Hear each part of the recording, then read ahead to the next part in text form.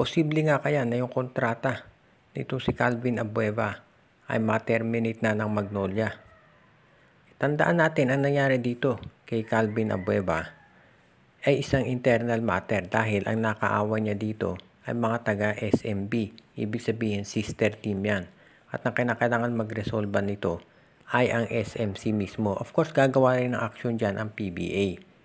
Pero sabi nga nung iba, hindi kaya lalong nalagay sa alanganin ito si Abueva dahil yung nakabangga niya dito, ito si George Gallant, ay isang malapit na kaibigan nitong si coach ni Sports Director Alfrancis Chua. Hindi ba nga sabi nung iba kaya nalagay na coach itong si Gallant ng San Miguel Bay dahil malapit ito kay Alfrancis. At ngayon, ito nangyari. Tandaan natin itong si Calvin Abueva, binigyan niya ng last chance ng SMC para makapaglaro ulit dito sa PBA. Ang sabi nga nung iba, isa raw doon sa mga tumulong para ma-reinstate si Abueva sa PBA ay ang SMC. Sa isang kondisyon na eventually, iti-trade ng Phoenix itong si Abueva dito sa kanilang lineup. At eventually, nakita nga natin napunta si Calvin dito sa Magnolia. Naging maganda naman ang role ni Calvin dyan, pero itong ang finals na wala na naman siya ng control. So, abangan natin kung itong Magnolia at ang SMC ay ite-terminate ang kontrata nitong si Calvin Abueva. At kung yan ay mangyari, anong mangyayari? Kaya mapupunta siya sa MPBL kasama ni Arwin Santos. Siyempre, ang lahat ng ito ay nakadepende sa magiging desisyon ng PBA. Ang iniisip kasi ng iba, baka suspension lamang yan. Pwede nga. Kaya lang, baka i-considera ng PBA yung past history nitong si Calvin Abueva. Tandaan natin, gagagaling yan sa indefinite ban. Tapos ngayon, nasangkot na naman sa gulo. So, baka iyan ay considera ni Willie Marcial, ang commissioner ng PBA, at mabigat ang iparusa kay Calvin.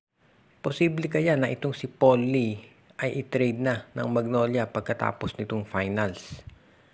Ang isa kasing nakapansin ng karamihan, missing in action nitong si Paul Lee. Game 1, 3 points. Game 2, 5 points lamang. Kinakailangan bukas mag-step up na itong si Paul Lee. Kung hindi, malamang mawalis itong Magnolia. Ito si Tyler Payne nag-i-struggle din, pati na si Gio Halalon. Pero alam ng lahat na ang top scorer talaga ang pinupuntahan ng Magnolia ay itong si Paul Lee at siya ang kinakailangan mag-deliver. At ang isa pang problema kasi dito, may history itong si Paul Lee na kapag playoffs daw ay nagdi-disappear o bumababa ang laro. At parang ganito na naman ang nangyayari.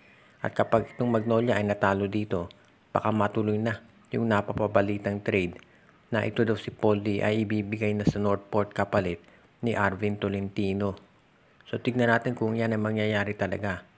Sabi nga ng karamihan, ito ay magdedepende lahat sa magiging performance ni Paul Lee dito sa finals. At base doon sa nakikita natin, mukhang nag-i-struggle talaga si Lee. Sabi nga nung iba, kailangan bigyan ng credit ang depensa ng San Miguel Bay dahil nagprepara sila talaga dyan. Totoo, nakita naman natin kung paano gwardiyahan ng San Miguel itong si Paul Lee. Pero, of course, kinakailangan din kung ikaw si Lee at kung ikaw Magnolia, ni-expect mo na mag-i-step up ni siya kahit papaano. Pero hanggang sa ngayon, nag-i-struggle. Of course, alam natin game 2 pa lamang iyan. At pwede na sa game 3, kapag nagkaroon ng isang eksplosibong performance itong si Lee, ay makakalimutan na ito lahat. Pero, yung game 3 ay must win na para sa Magnolia Chicken Templados. Kapag sila ay na 3-0 dyan, napakahirap nang bumawi dahil kinakailangan talunin nila ng 4 na sunod itong San Miguel Beer. At sa ganda ng nilalaro ng SMB, medyo mahirap talaga yan. Kaya abangan nga natin kung ito na ba ang huling mga games ni Paul Lee sa Magnolia. Mukhang lalong na-motivate itong San Miguel Beer dahil dito sa ginawa ni Calvin Abueva. Dahil of course alam natin na yung insidente doon kay Tautua at kay Calvin Abueva, may kanya-kanya silang mga opinion dyan. May mga nagsasabi ang nag-umpisa yung misis ni Tautua, sabi naman ng iba si Calvin. Pero labas na yan sa court. Mukhang ang talagang hindi nagustuhan daw ng SMB ay yung ginawang pangungutya ni Abueva dito sa kondisyon ng kanilang coach na si George Gallant. Alam naman natin na aksidente nga itong si George Gallant. Nagkaroon ng motorcycle accident kung saan kinakailangan operahan yung mata niya at ngayon artificial eye yung kanyang ginagamit. Ang hindi raw nagustuhan ng San Miguel Beer of course ay yung sinabi nitong si Calvin Abueva tungkol sa physical disability nitong si George Gallant. At yan ang magsisilbing motivation ngayon para sa San Miguel Beer. At baka nga sabi ng iba mag-backfire daw yung ginawa ni Calvin Abueva dito sa pag-iinsulto niya kay George Gallet. Ang sasabihin nyo ba trash talking yan? Totoo, may trash talking talaga sa PBA, pero sabi naman ng mga SMB fans, parang below the belt na yon kapag yung physical disability ng tao ang iyong binabanggit. Kung ano pa man yan, makikita natin ang epekto ng lahat ng ito sa darating na Game 3. Kung mamomotivate ba lalo ang San Miguel Beer dahil doon sa ginawa sa coach nila ni Abueva, o baka naman itong si Calvin ang mamotivate na mas maganda ang laro para patunayan doon sa mga kritiko niya na mali ang tingin nila. Sa ngayon, ang importante dito, kailangan maging focus ang dalawang panig.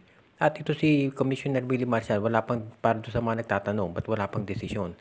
Dahil kinukuha muna nila yung punto de vista ng lahat ng panig, kung magbibigay ng suspension o fine o kung ano paman. Pero sa tingin ng karamihan, malabang suspindihin niya si Abueva dahil ito ay finals na at baka lalong maging dehado ang Magnolia. Dahil nakabalik na ito si Justin Brownlee, syempre good news yan para sa Barangay Ginebra sa darating na mga conference na merong mga import. Pero ang isang concern naman dyan ay dahil Gilas coach na itong si Tim Cone, baka may mga panahon na hindi siya magiging available dito sa Barangay Ginebra. Natatandaan natin nung itong si Chot Reyes ay hawak ng sabay itong TNT at itong Gilas, merong mga games na hindi siya nakapaglaro o hindi siya nakapag-coach. Malamang ganyan din sa Barangay Ginebra. At of course, alam natin pati si Richard Del Rosario kasamang team manager ng Gilas, kaya malamang kinakailangan humanap ng bagong mga tutulong dito sa Ginebra pagdating sa coaching staff. Well, very capable naman yung mga assistant coaches ng Barangay Ginebra. So, ibig niya sabihin, makakapagawa pa na sila ng mga plays na dinesign ni Coach Tim Cone. Pero syempre doon sa actual game, iba kapag wala si Tim Cone. Alam naman natin yan. So, kailangan handa na ang Barangay Ginebra doon sa posibilidad na itong si Tim Cone ay hindi magiging available. Malamang ito ay matagal na pinaghandaan din ng Gene Kings at yan ngayon ang kanilang kinukonsidera. Dahil dito masasabi natin na itong Barangay Ginebra, kahit na mayroong mga pagsubok na ganyan, siyempre nag-prepare na ang management para sa kailangan nilang gawin. As it is, ngayon itong Barangay Ginebra, alam na si Coach Tim Cone, nakafocus yung attention dito sa mga preparasyon ng Gilas Pilipinas. At of course, pati na rin dito sa Philippine Cup. Ibig sabihin, naging double ang duty ni Coach Tim Cone. Pero sinigurado ng SBP, natutulungan naman nila yan. At syempre, maski na itong PBA, in-adjust nga yung schedule ng Philippine Cup para maagang makapag-prepare itong ating Gilas para sa FIBA Asia Qualifiers. Yan ngayon ang importante. Pero ang tanong ng karamihan, pang long term kaya ito?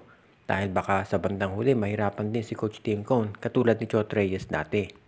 Shout out kay Joseph Pineda, Junjun, Angie, Patpat at B-Boy Matas, John Ray Mark Iswela, Romeo Conchada, Jonad Malyari, kay Joshua Giray, Espejo at Rosales family, JJ Sibum, Jason Mendoza, Tonel Santiago, John Mark Cantos, Judy Edwina Shaina, Carl Jaira, Jonah Villarosa, Ireneo Salangsang, Edwin Carmona Jr., Junicio Mercado, Ronald Barbosidad, RG Bueno at Dalina family, Rico Olarte, Jonel Alagon at Celino Valles family, Kagawad Katsakino Dukusin, Luis Alon, kay Reden, Elena, Laila at Bonbon Lansang at sa iba pa nating taga-subaybay.